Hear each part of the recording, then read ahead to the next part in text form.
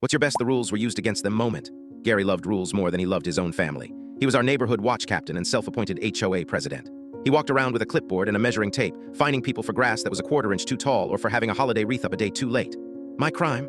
A small crack in my driveway, a $300 fine.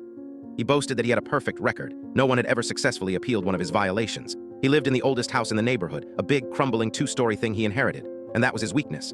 He was so obsessed with enforcing the rules on everyone else, he never bothered to check if he was following them himself.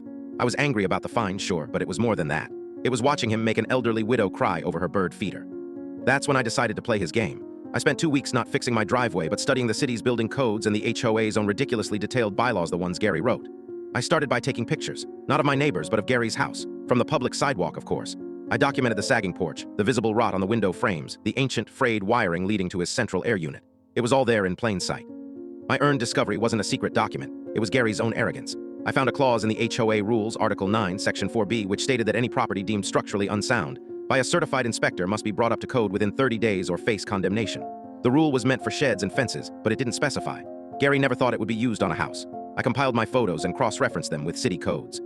The porch was a violation. The wiring was a fire hazard. The foundation had visible cracks that violated 3 separate ordinances. I submitted a formal anonymous complaint to the city, citing the exact codes. I also sent a copy to the HOA board, referencing Gary's own rulebook. The city inspector came the next Tuesday. I watched from my window as he walked around Gary's property, his face growing more and more grim. Gary came out yelling, but the inspector just handed him a clipboard with a long list of violations. The cost to fix everything was astronomical, well over $40,000. He couldn't afford it. The city declared the house uninhabitable. Gary, the man who lived by the letter of the law, was evicted by it. The final, perfect moment came a month later. A demolition crew was tearing down his house.